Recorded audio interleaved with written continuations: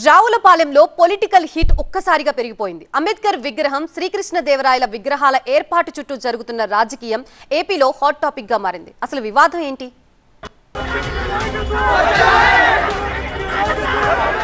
అంబేద్కర్ కోనసీమ జిల్లా రావులపాలెంలో statue war peaks కు చేరింది. వై జంక్షన్ వేదికగా అంబేద్కర్ విగ్రహమా, కృష్ణదేవరాయల విగ్రహమా అంటూ మొదలైన ఈ వివాదం రాజకీయ రంగు పులుముకొని అగ్గిరాజేసింది. కూటమి నాయకుల మద్దతుతో కాపు సామాజిక వర్గానికి చెందిన వారు శ్రీకృష్ణదేవరాయల విగ్రహ ఏర్పాటు సన్నాహాలతో ఈ వివాదం రాజుకుంది.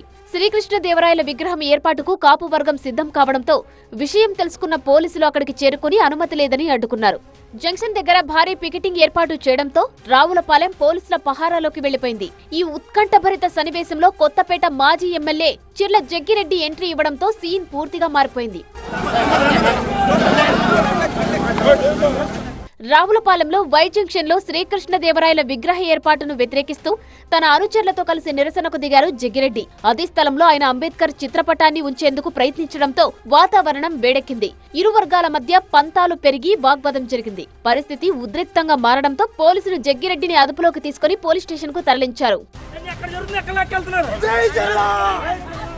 ఇక అంతా సద్దుమణిగిందని భావించిన టైంలో అసలు సినిమా మొదలైంది. జగ్గిరెడ్డిని అక్కడి నుంచి తరలించగానే కాపు సామాజిక వర్గానికి చెందిన వారు మెరుపు వేగంతో స్పందించారు. శ్రీకృష్ణదేవరాయల విగ్రహాన్ని వై జంక్షన్ వద్ద ప్రతిష్ఠించి తమ పంతాన్ని నెరవేర్చుకున్నారు. జంక్షన్ లో రాయల విగ్రహం పెట్టడమే కాకుండా మాజీ ఎమ్మెల్యే జగ్గిరెడ్డికి చెందిన సొంత స్థలంలో హనుమంతుడి విగ్రహాన్ని ప్రతిష్ఠించారు. దీంతో వివాదం మరింత ముదిరింది. ఒక విగ్రహానికి అడ్డుపడితే 2 విగ్రహాలు పెడతామన్నట్లుగా సాగిన ఈ వ్యవహారం స్థానికంగా ఉద్రిక్తతను పెంచింది.